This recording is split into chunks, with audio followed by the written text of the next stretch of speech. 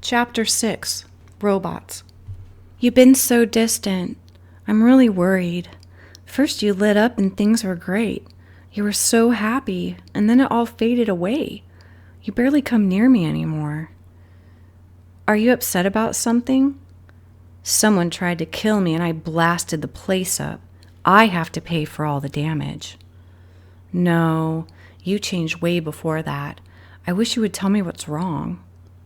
It's just stress at work, and now this. Do you know anything you're not telling me?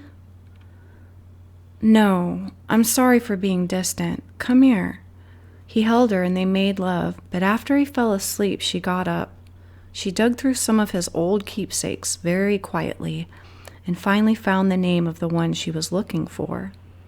Once, and only once, many years ago, he had mentioned that he put a woman in a suspension chamber before World War III and lost her.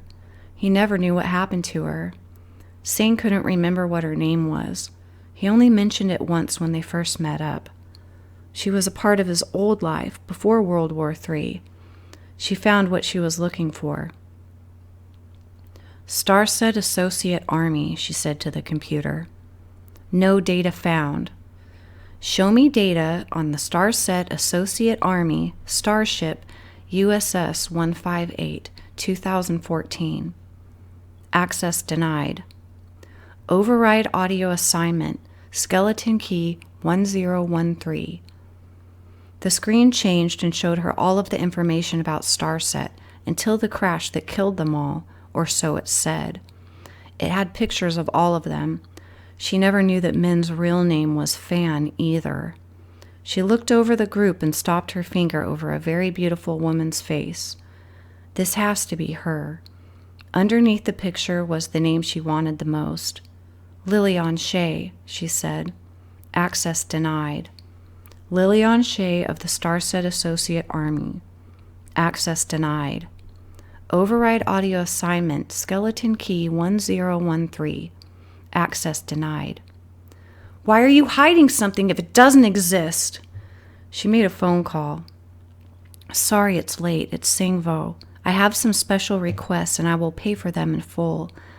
I need a hacker to break me into a program. I need to access certain information I cannot get to. I am willing to pay whatever price for that information. I need 5 robots, all of different races and languages, to make the mission happen. Damn, Sang. That's a lot of money for 5 robots. Can you just hire 3 people and use those 3 for your goal? No, it's dangerous.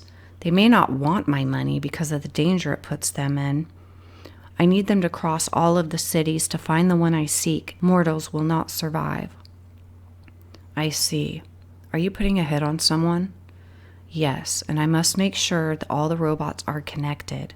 I need that person to die before they destroy my life. The machines were made for her. Jeremy woke Lily up in the middle of the night. Here, I'm going to help you break out of here. Hurry up. He gave her an outfit and showed her how to make the weapon work. He gave her the yellow square. I've opened everything up. I'll be seeing what you see and controlling everything for you to get there. Where am I going? To Fan. You deserve a chance before you are taken away. Thank you, Jeremy. She kissed his forehead. Now go. I'll talk you through this. So she's kind of got like a Google Glass kind of thing and kind of an ear set too. Now go. I'll talk you through this. Remember, do not talk. If you speak English, they'll know something's up, and don't take off the mask until you are safe in the hologram room.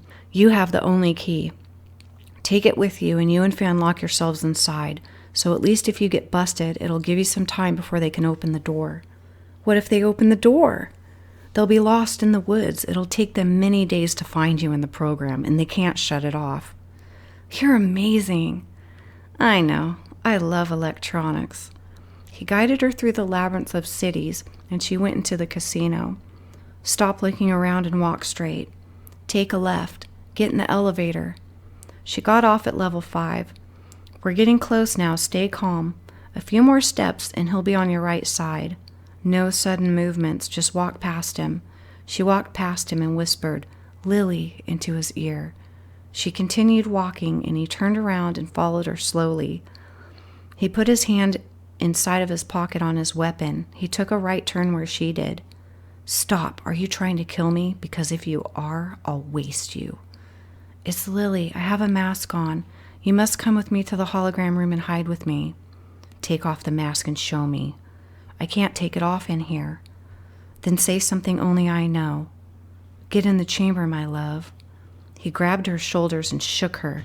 She slowly reached her hand to her neck and touched the button. The hologram shut off and he saw her. "Lily!" He kissed her and she kissed him back. "We have to go. Skeleton key 6064, she said, and the door opened. They ran out of the hall together and Fan held his giant gun. "Why didn't you get in one with me?" "They were all broken when I landed the craft. I knew you were still hidden and alive when I had to go." "You never forgot about me?" "Not for one single day."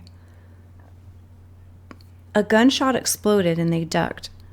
"Go, Lily, run!" Fan screamed, and she ran using the keys. The Asian man followed, shooting at them. Fan charged his super gun and blasted a shot.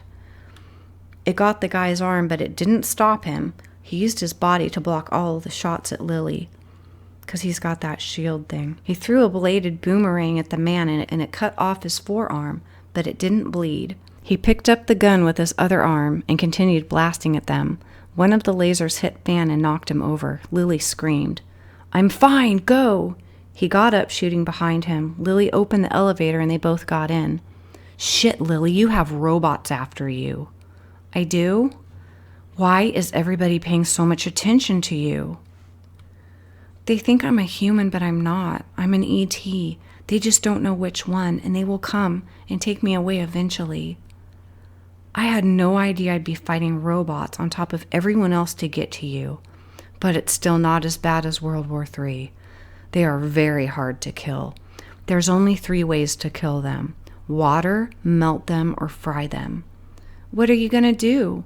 "Fry them," Fan said, and he changed a setting on his huge laser gun. He smiled. "Get in the corner. There will be one waiting for you when the door opens." She did, and when the door opened, Fan blasted him with a huge bolt of electricity. Fan smirked, backed up, and raised the setting. His whole body lit up until it exploded into a million pieces. He reached back in the elevator and pulled Lily out. "We need to get into that hologram room before the next one comes." "Next one?" "Yes. There are always more to get the task done. Funny part of it is, they're coming after you, but the Halfies are guarding you from death." "They're not coming for me. They're coming to kill you, and that doesn't make much sense unless..." "What?" "They're coming to kill you, to keep you away from me." "What are you saying?" "These robots don't belong to the clones, Halfies, or ETs. They deem you as special." "What are you saying?" "It's the Asians. But nobody knows you exist and want to kill you despite of what the ETs think. Nobody knows you're alive, so that only means one thing." "What?" "My wife. She's been trying to kill you and me both." He kissed her. "I've loved you every day. I just never thought this would happen. You don't understand my age. I only have to think about when I'm going to die and how to prepare for that. I only think about money and comfortability and how to leave my family with what they need. Every day is planned and set out.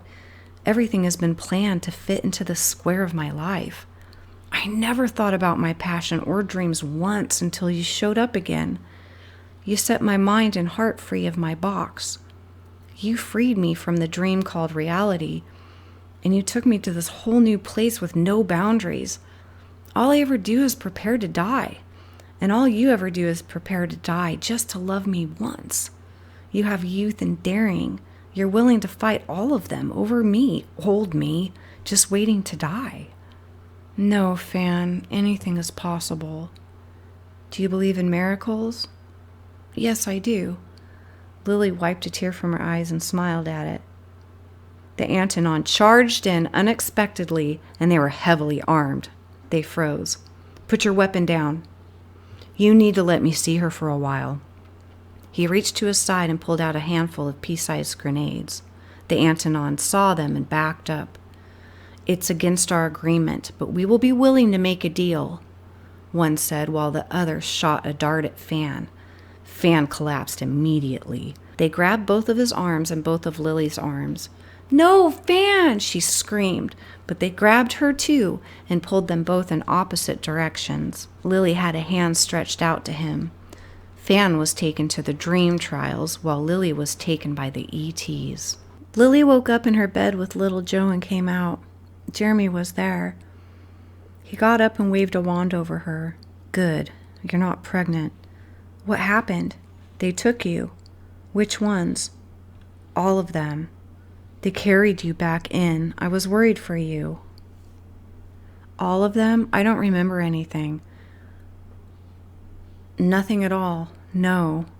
Lily, you've been gone for 2 months. You just got back. I'm sure they did all kinds of things to you, but you didn't conceive because I've been giving you birth control without you knowing it." "What?" "I'm sorry, but I knew how to do it, so I did." She hugged and kissed Jeremy's neck. "Thank you so much." "Lily, I have bad news. I was called to unhack my own program." "So?" "They were going to pay me well if I could unblock your information. Somebody is looking for you intensely, but I lied and said I couldn't beat my own program."